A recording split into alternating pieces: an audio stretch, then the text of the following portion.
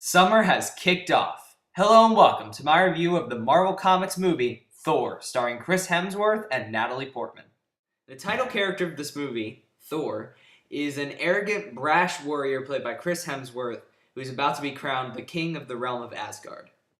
When Thor finds out of a plot by the evil ice giants who are the enemies of the Asgardians to take over Asgard, he makes a really stupid decision that ends up getting him banished to Earth and having him lose all his powers by the hand of his father Odin. Upon landing on Earth, he encounters a group of scientists led by Natalie Portman, and the movie just progresses from there on his quest to find his hammer and regain his powers, while learning humility and finding love along the way.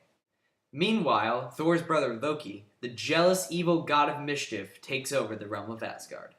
This review is coming from someone who doesn't know a whole lot about Thor, and from the trailers I figured that this could have been either really good or really silly.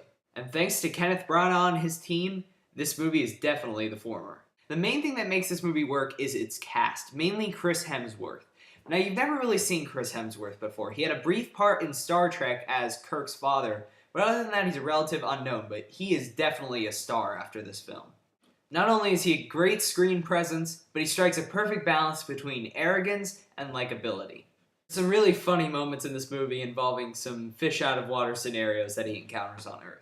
The rest of the cast is solid as well, even in their kind of bit parts, especially Tom Hiddleston as Loki.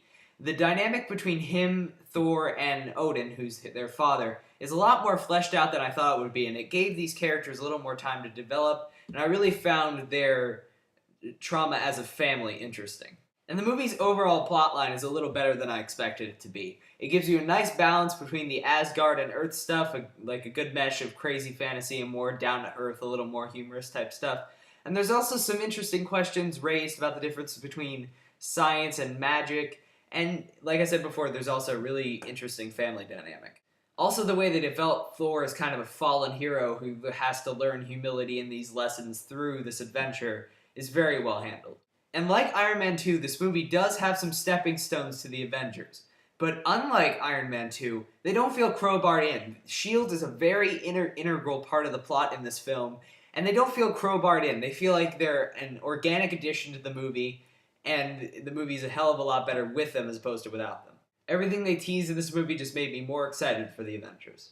The action in this film could have been spectacular if not marred by some iffy directing choices. Like some of the up-close fight scenes are shot a little up-close, so it's kind of hard to tell what's going on and it moves a little fast. But the sheer grandiose of some of these action scenes does kind of make up for it. There's a scene in the beginning where Thor and his warriors are fighting the ice giants that's really solid, shows off all of Thor's powers, and gets you really booted up for the rest of the movie. And while the rest of the action scenes don't quite live up to the promise that the trailer might have had, they're still pretty solid. You won't be disappointed by the action at all in this film. Overall, Thor is a solid, if unspectacular, entry into the superhero genre. I really like Chris Hemsworth and what he's done with this Thor character. I look forward to seeing what he can do in future installments and the Avengers, obviously. It's just not fantastic, but you will have a very good time with this film. It's fun, it's fast-paced, it's funny, and it has a little more meat on the bones than the trailer might make you think. 3 stars out of 4 for Thor. And if you like this video, subscribe to my channel, because there'll be plenty more reviews and videos coming up.